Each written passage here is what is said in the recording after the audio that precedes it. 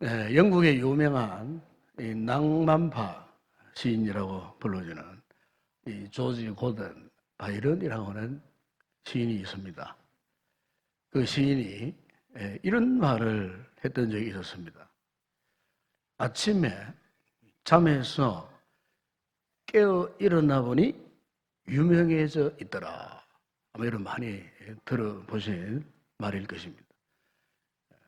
아침에 잠에서 깨어 일어나 보니 이미 자신이 굉장히 유명한 인물이 되었더라 하는 그런 이야기였습니다.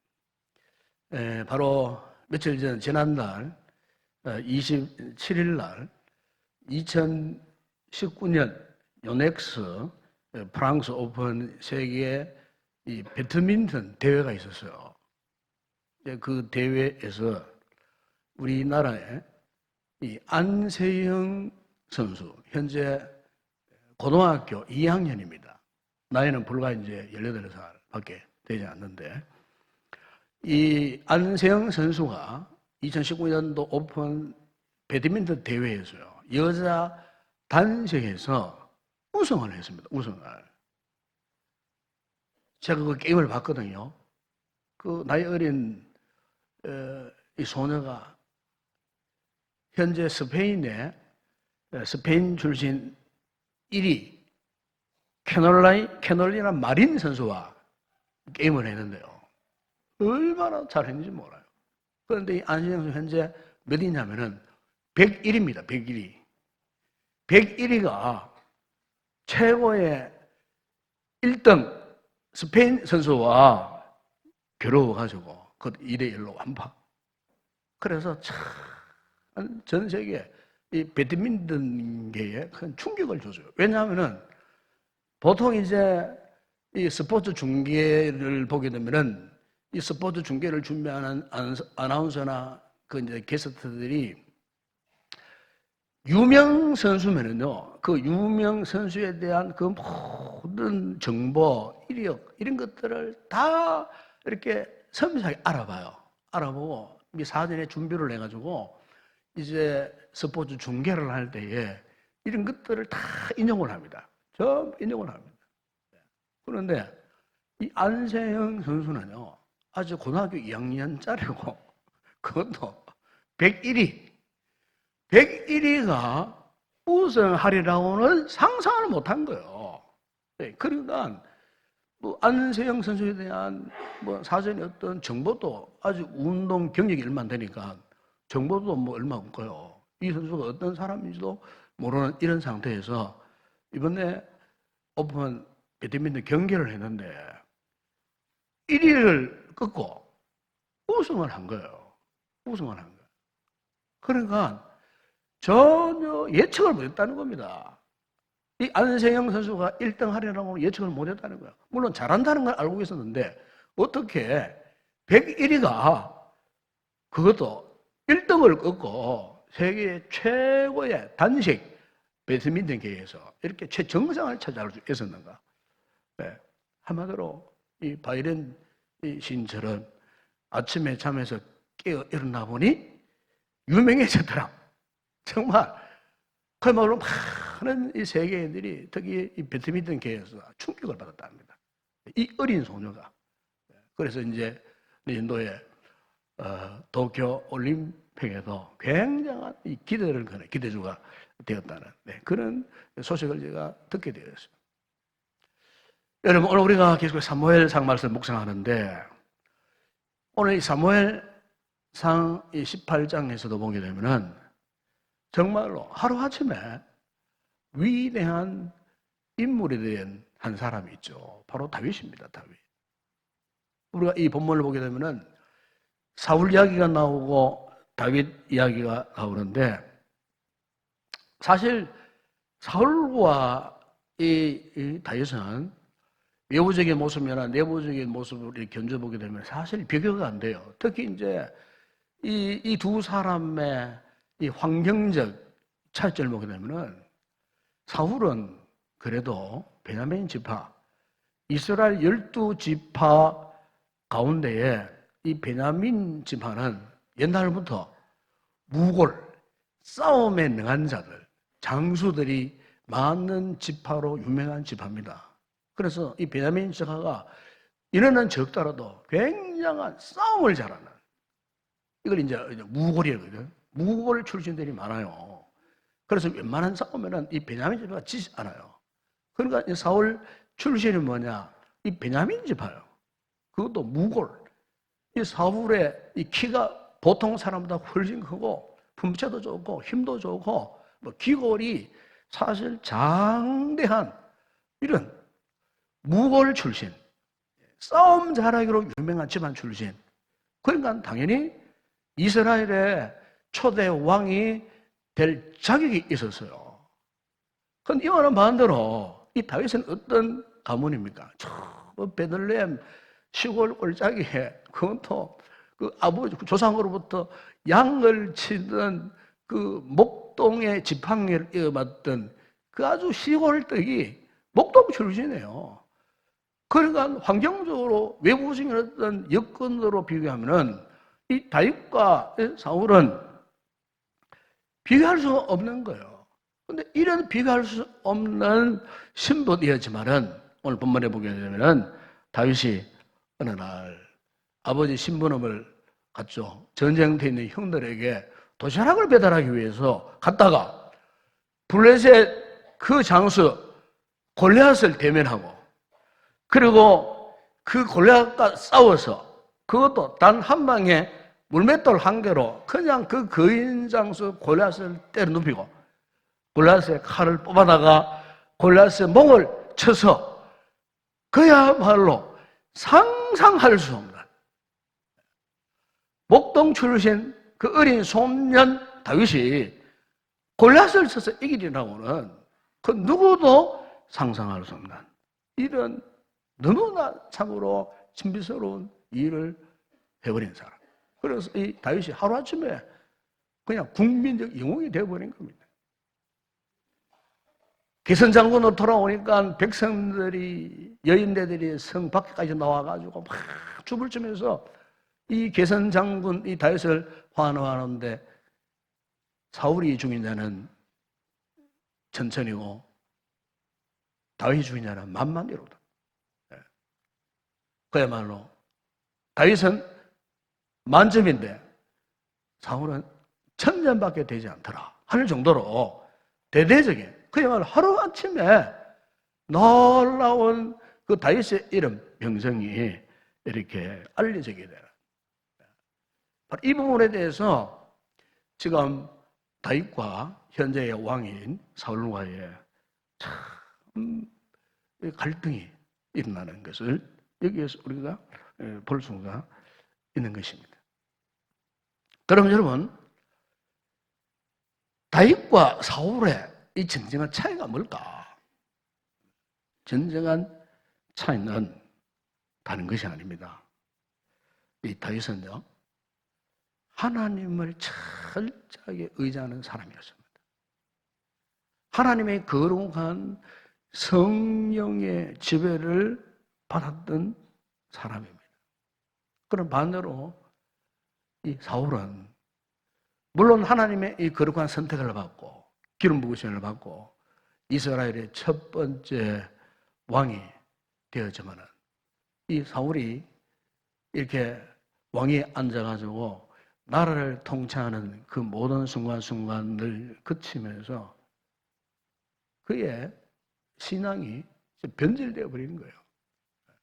그러니까 하나님의 말씀대로 하나님께서 원하시는 뜻대로 나라를 통치하고 다스려가는 것이 아니고 그 주변국의 가나안의 잡다한 이족들이 나라를 다스려가는 이런 모습, 이런 것들을 점차 답습하고 배워가다라는 겁니다.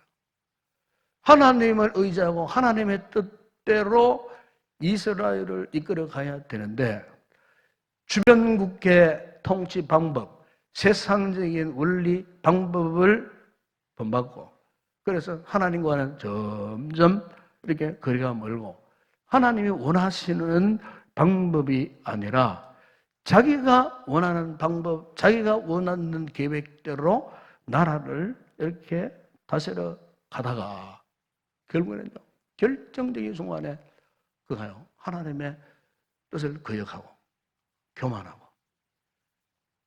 왕이 할 수 없는 그 일, 오직 선지자만 할 수 있는 그 하나님의 거룩한 제단의 일을 왕이 자신의 마음대로 처리해버리다가 결국에는 교만해졌어요.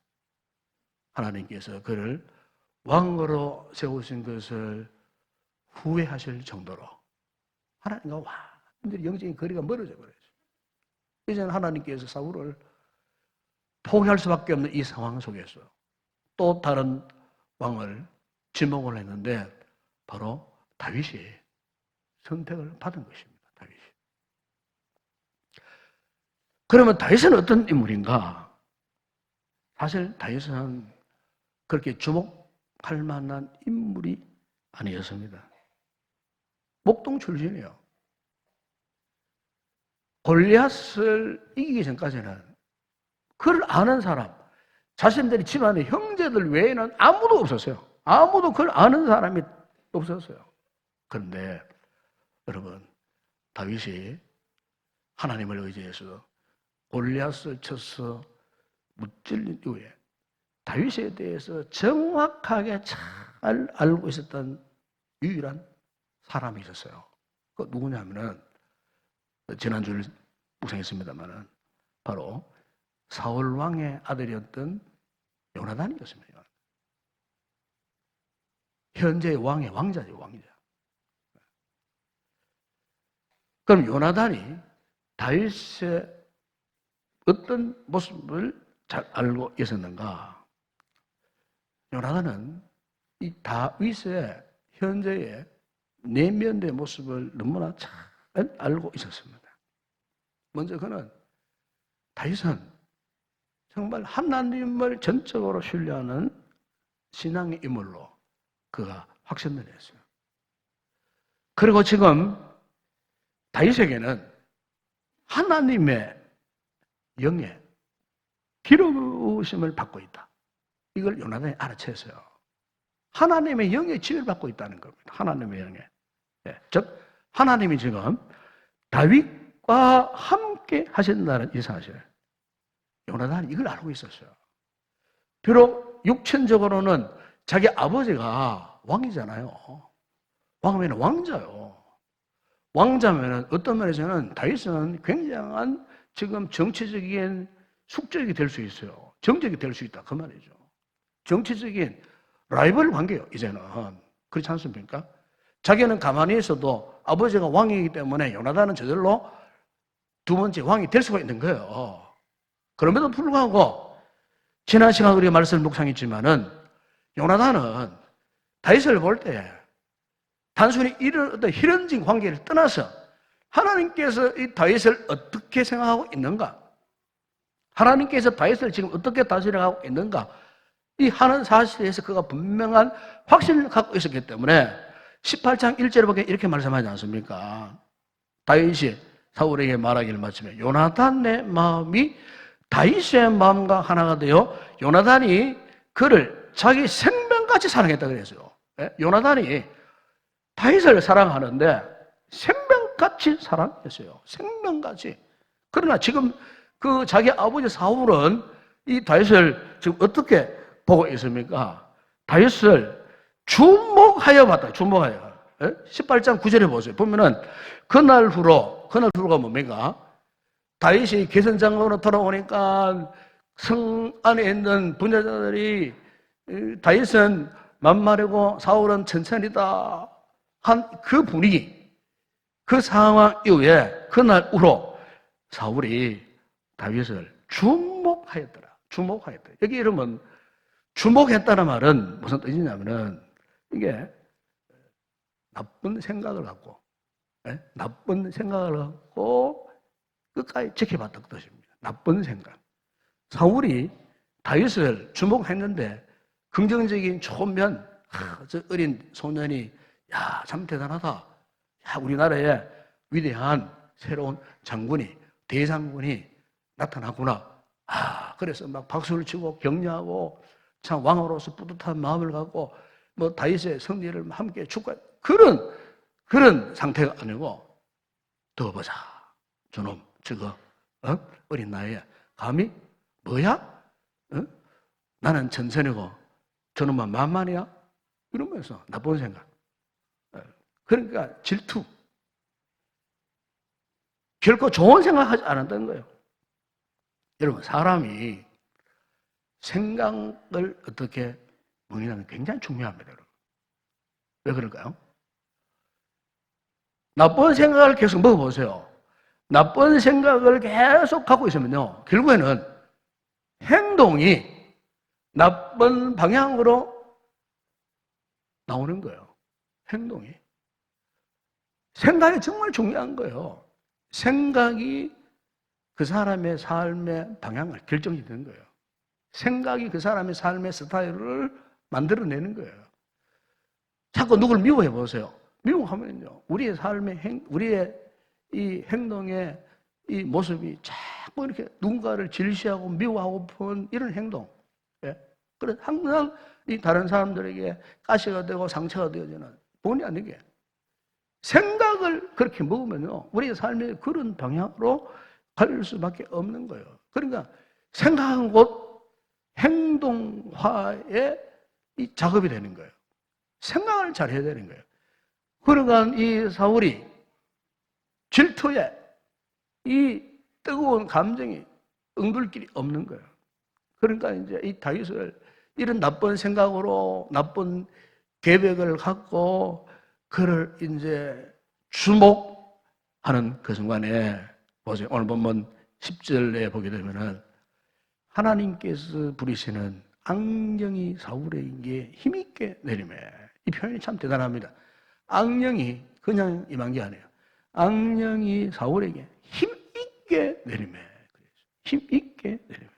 여러분, 여기에 하나님이 부르시는 악령이라고 하는 말은 이 무슨 말이냐면은 하나님의 성령이 떠난 이후에 후유증을 표현하는 후유증.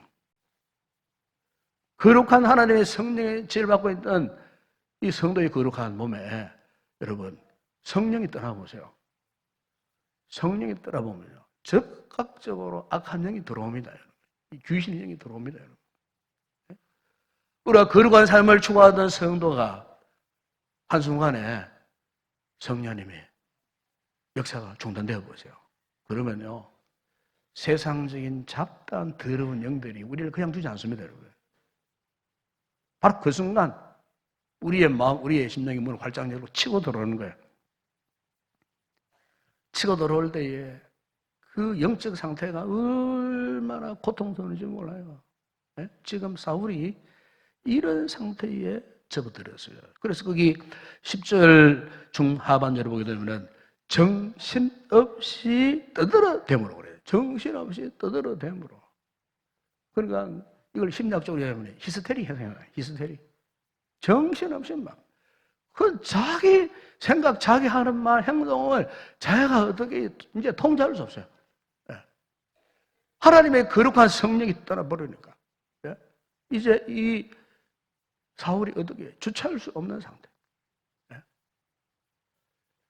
여러분, 오늘 우리가 믿음 생활에서, 신앙 생활에서 정말 중요한 것은요, 하나님의 이 거룩한 성령의 뜻에 순종하는 것입니다. 순종. 사울이 왜 이렇게 됐겠습니까? 사울이 계속 거역한 거예요. 하나님의 거룩한 성령의 역사를 거역해버린 거예요. 부정해버린 거예요. 말씀대로 순종해버리지 않은 거예요. 네? 더군다나 이 구약 시대에 성령의 역사는요, 지금 신약 시대에, 이 복음 시대에 우리가 한번 구원받으면은 성령님이 우리의 심령을 인쳐 주셔가지고 이제는 영원토록 우리를 떠나지 않는 그런 상황이 아니었어요. 이 구약 시대에는 하나님 어떤 특정인을 사용하시고 예를 들어서 왕으로 사용하시든지 제사장으로 사용하시든지 하나님의 어떤 선자로 사용하시든지 그때 하나님이 사용하신 그때 그 순간마다 하나님의 영이 그때 임하였어요. 하나님의 성령이 그때 임하였어요.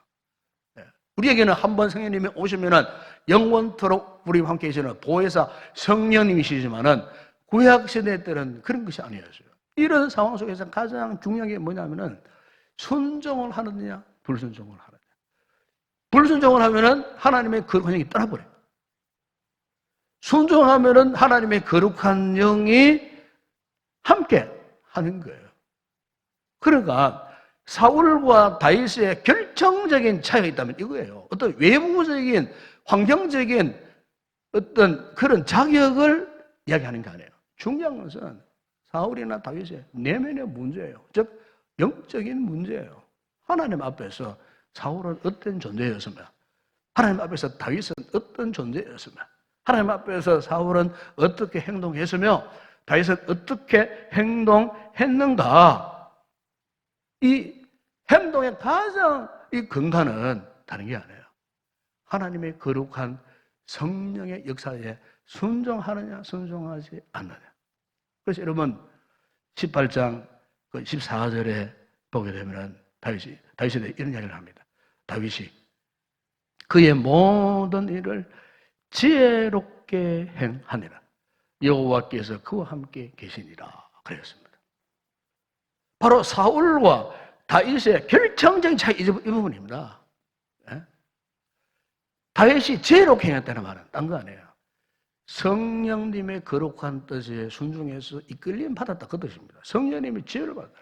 뭐 지혜롭다는 말이 다윗이 말을 잘하고 판단력이 다른 사람보다 월등하고 똑똑 그걸 말한 게 아닙니다. 여기 지혜라는 것은 하나님의 거룩한 영적인 세계를 분별할 수 있는 능력을 비록 어린 소년이지만요. 다윗은 그걸 갖고 있었다는 거예요. 예? 하나님의 거룩한 성령의 역사에 순종할 수 있었던 그 다윗. 그래서 여호와께서 그와 함께 계시니라. 이것이 얼마나 혁혁히 나타났으면은 15절에 보세요. 사울이 어떻게 해요? 다윗의 그 같은 지혜로움을 보고 오히려 두려워했다 그랬어요. 두려워했다. 다윗의 지금 영혼 안에는 하나님의 성령이 지혜를 받고 있어요. 반대로 사울 안에는 악한 영이 지혜를 받고 있어요. 여러분, 영적 전쟁은 단계 아닙니다.